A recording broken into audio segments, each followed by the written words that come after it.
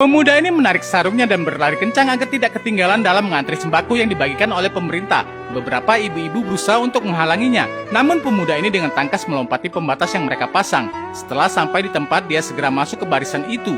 Melihat Gopardan yang tampan, beberapa gadis berusaha untuk merayu dia. Bahkan mereka pun menyuruh Gopardan pulang dan dengan rela mau mengantri untuknya. Tapi Gopardan segera menolak tawaran itu karena dia pria yang sangat mandiri. Sesudah lama mengantri, akhirnya Gopardan pun mendapatkan bagiannya. Namun kartu antrian sembako milik Gopardan begitu banyak, sehingga petugas ini curiga kepada Gopardan kalau sembako itu nanti akan dijualnya kembali. Mendengar tuduhan petugas ini, Gopardan pun marah dan dia mengatakan kalau kartu itu adalah kepunyaannya serta adik dan kakaknya yang sudah berkeluarga. Ya, Gopardan adalah seorang pemuda kelas menengah yang tinggal di kota Hyderabad. Dia menjadi tulang punggung keluarganya karena semua kebutuhan kakaknya Gopardanlah yang membantu.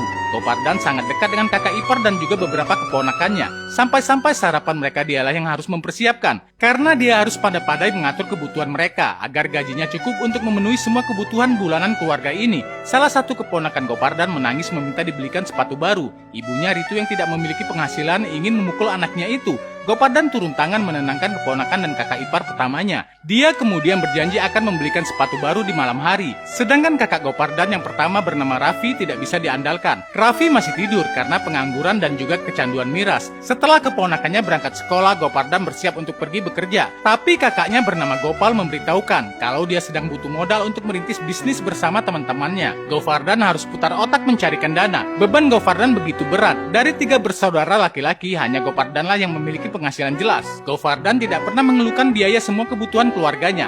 Nenek Gopardan kasihan melihat nasib cucu bungsunya itu. Gopardan diminta segera menikah untuk menjalani hidup sendiri. Dia mengaku tidak ingin menikah sebelum kakak-kakaknya punya penghasilan tetap. Dulu hidup Gopardan juga ditanggung kakak pertamanya setelah kedua orang tua mereka meninggal. Kalaupun harus menikah, Gopardan ingin istrinya mau diajak tinggal bersama keluarga dalam satu rumah. Masih banyak waktu kok untuk menikah. Keponakan-keponakan saya juga sudah saya anggap seperti anak sendiri, ujar Gopardan. Sang nenek semakin bahagia dengan cucunya yang bekerja sebagai arsitek itu.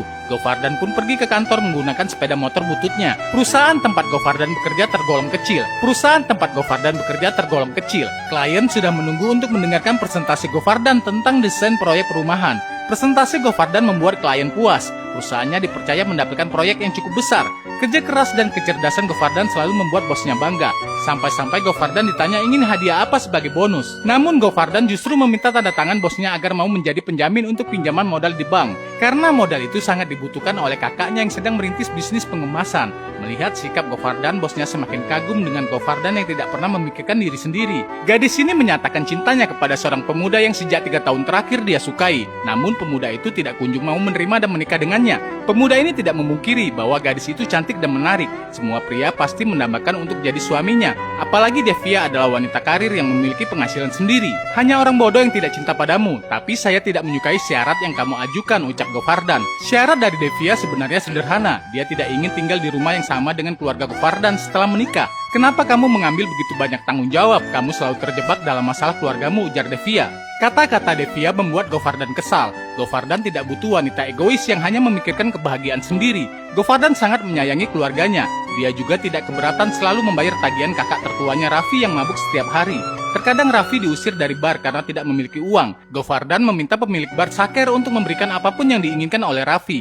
Gopardan akan membayar semuanya. Sekar pemilik bar kasihan dengan Gopardan yang terus-terusan direpotkan Raffi. Gopardan disarankan membawa Raffi ke rumah sakit jiwa.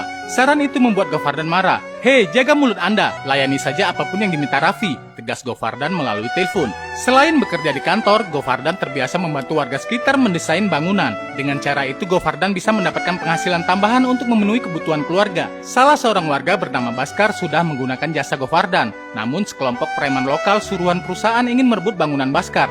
Disinilah Gopardan menunjukkan kekuatannya. Lelaki yang mengurus keluarga bukan berarti lemah. Gopardan membengkokkan dan mematahkan besi dengan mudah di hadapan bos dan para preman itu. Fisik Gopardan sangat kuat. Tembok saja bisa dijebol, apalagi sekedar preman kelas teri. Gopardan membuat bos preman sangat ketakutan.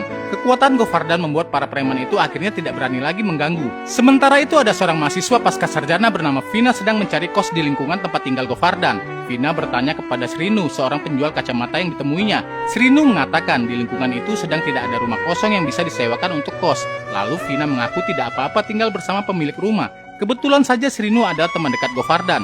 Srinu mengetahui ada ruangan kosong di lantai atas rumah Govardan yang jarang digunakan. Lalu Vina dibantu untuk ngekos di rumah Govardan. Malam harinya Govardan diberitahu sang nenek bahwa kamar kosong di lantai atas sudah disewakan ke seseorang. Mendengar perkataan neneknya itu, Govardan pun kesal, karena kamar itu sangat penting untuk Govardan saat dia butuh waktu untuk sendiri. Kemudian Govardan bermaksud untuk mengusir si penyewa kamar. Nah guys, bagaimana cerita ini selanjutnya?